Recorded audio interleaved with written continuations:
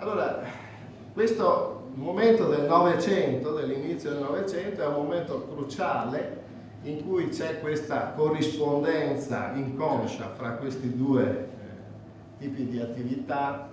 Nel Novecento, fino all'ultimo decennio, praticamente è successo che i fisici si sono poco occupati di finanza, perché avevano molte cose di cui occuparsi. Pensate, non so, tutto lo sviluppo della meccanica quantistica nella prima metà del Novecento. Quindi, diciamo, i fisici erano molto presi da cose molto grosse che succedevano e quindi non avevano gran possibilità di pensare a campi limitrofi.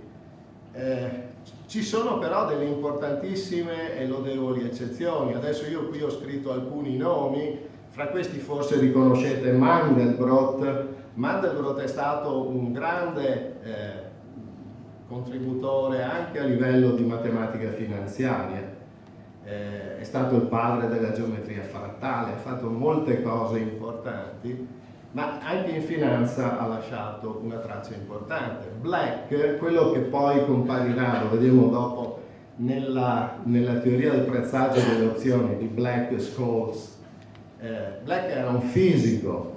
Engel, che inventò il cosiddetto Arch, questi processi che si usano per simulare indici, Engel era un fisico, è un fisico ancora vivente.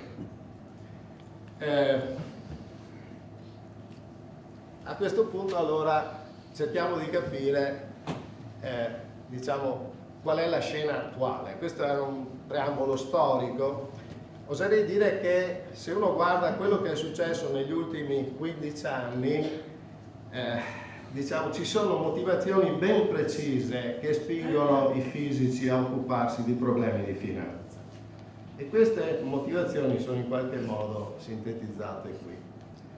Il problema è che la dinamica dei mercati, dopo vedremo come si descrive, presenta caratteristiche che si riscontrano nei sistemi complessi della fisica. Adesso cerchiamo di capire cosa sono questi sistemi complessi. Di questo avrete sentito parlare. Allora, una definizione di sistema complesso può essere data così. Cioè, un sistema complesso è un sistema con molte componenti, possono essere particelle, momenti magnetici, elettroni, tante cose, diciamo, che interagiscono fra loro e che proprio in base a questa interazione possono dar luogo, magari in condizioni particolari, a dei comportamenti cosiddetti cooperativi, cioè dei comportamenti che non sono spiegabili semplicemente in termini del comportamento dei singoli elementi, delle singole componenti. Per esempio, adesso faremo qualche esempio. Pensiamo, non so, a un gas.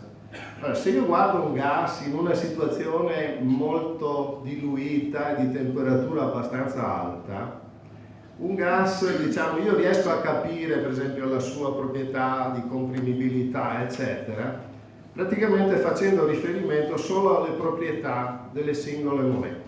Io capisco cosa fa una molecola e su questa base capisco cosa fa l'insieme del sistema. In altre condizioni, per esempio, quando il gas è vicino alla situazione in cui si separerà liquido da vapore, che è il punto critico, siamo vicini alla separazione di fase, in quella situazione, se io voglio capire come è comprimibile un gas, per esempio, io non posso guardare solo a quello che fa la singola particella, devo guardare al sistema in una visione più globale. I fenomeni, diciamo, i sistemi complessi, non so, fenomeni che coinvolgono complessità sono, non so, valanghe, terremoti, transizioni di fase, che è quello che vi ho detto. Però prima di andare a un esempio più specifico, più fisico, voglio darvi un esempio di cosa vuol dire complessità, che si adatta molto anche al tema di questa conferenza. Allora, pensiamo per esempio alle automobili. Un'automobile è una macchina che, specie oggi, può essere molto sofisticata, con tanta elettronica, meccanica, tante cose dentro. Allora, un'automobile non è un sistema complesso per il fisico, è un macchinario complicato, ma non è complesso. Per avere tramite automobili un sistema complesso, cosa dobbiamo fare? Dobbiamo, per esempio, prendere tante automobili, metterci dei guidatori e prendere tutte queste automobili con guidatori, metterle in una rete stradale, per esempio di qua Mogliano, Mestre, quello che è, e lasciare che circolando queste macchine, queste automobili, per esempio, diano luogo a fenomeni come gli intasamenti, code, che avvengono spesso, ci appaiono avvenire in maniera inspiegabile, no? Cioè a un certo punto tutto si blocca, si crea la coda. Ecco, questo è un esempio di fenomeno complesso per i fisici. Adesso vi do un esempio più tecnico. Allora, qui abbiamo un magnete, un sistema magnetico, è rappresentato qua. Vedete, ci sono zone scure e zone nere, zone bianche. Pensate che queste rappresentino, dove c'è bianco, c'è una magnetizzazione, per esempio, che spunta dal piano dello schermo, che viene in qua, chiamiamola positiva. Dove c'è una zona nera, lì la magnetizzazione punta verso il muro, negativa. Allora, se io fotografo una configurazione di un magnete ad alta temperatura in 2 dimensioni, io vedo qualcosa di questo tipo. Cosa vuol dire questa fotografia? Mi dice che in sostanza in ogni punto del sistema lì c'è una scelta fra il magnete deve scegliere se vuole essere più o se vuole essere meno, se vuole essere bianco o se vuole essere nero. Bene, vedete, da questa figura si capisce che le scelte che fanno i magneti di essere bianchi o essere neri non influenzano più di tanto i magneti vicini. Cioè praticamente tutta la storia è una storia in cui punto per punto si fa la scelta di essere più o essere meno e queste scelte non si propagano, non condizionano le scelte fatte dai magneti che stanno vicino. Ma adesso vediamo cosa succede se io abbasso la temperatura e mi avvicino a quella situazione che è il cosiddetto punto di Curie. Il punto di Curie è il momento, è la temperatura al di sotto della quale nel magnete si instaura la cosiddetta magnetizzazione spontanea, cioè il magnete di nuovo sceglie se magnetizzarsi più o magnetizzarsi meno, diventa ferromagnetico. Allora, in questa situazione di punto critico, che appunto è una temperatura relativamente bassa, se io faccio una fotografia di cosa fanno i miei momenti magnetici, vedo ancora che c'è bianco e c'è nero, più o meno metà e metà. Però vedo anche che adesso, se ho una zona bianca, la zona bianca è un cluster molto ampio. Cioè, quello che succede in questa situazione è che quando c'è una scelta di essere bianchi, questa tendenzialmente influenza a grande distanza le scelte degli altri magneti e così pure la scelta di essere neri. Cioè, in questa situazione quello che succede è che c'è un forte condizionamento fra i momenti magnetici, ci sono cluster coerenti, li chiamiamo cluster, queste isole tutte bianche, tutte nere, che sono molto grandi, e c'è insomma correlazione nelle fluttuazioni della magnetizzazione. Cosa vuol dire? Beh, questo è un indice di complessità, cioè un indice che nel sistema la scelta di essere positivo o negativo viene fatta in maniera coerente da tanti elementi, non c'è più un comportamento che ogni elemento fa quello che deve e non influenza gli altri. Questo è un esempio di sistema di comportamento complesso, quindi possiamo dire che in un magnete coesistono a diverse temperature comportamenti che possiamo chiamare non complessi e comportamenti complessi. Allora, vediamo allora cosa succede in finanza.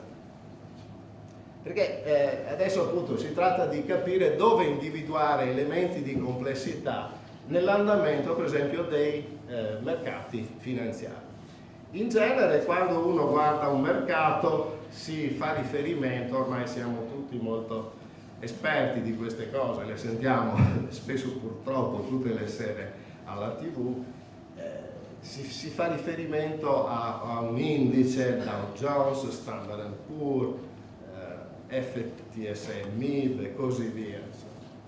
Allora, qui per esempio abbiamo il Dow Jones Industrial, che è un indice americano importante, che è noto, diciamo, di cui abbiamo le chiusure a partire dal 900 fino ai giorni nostri. Qui è riportato credo solo fino al 2009, ma non ha importanza, è più di un secolo di Standard & Poor's, scusate, di Dow Jones Industrial.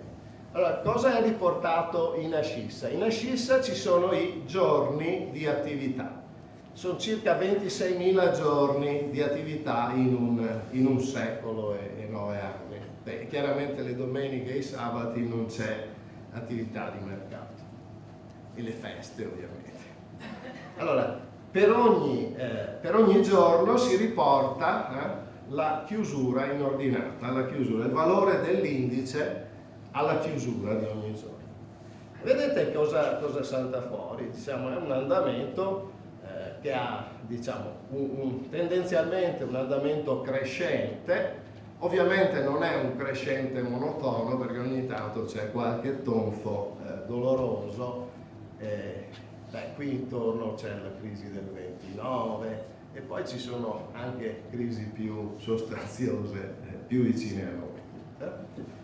Allora, questo andamento come viene analizzato dalla finanza quantitativa? Beh, viene analizzato così. Dunque, in primo luogo, se voi vedete qui, questo andamento crescente in qualche modo è mediamente esponenziale, cioè l'idea è che, diciamo, l'indice cresce esponenzialmente nel tempo, in senso medio ovviamente, c'è una crescita esponenziale molto fluttuante attorno alla media.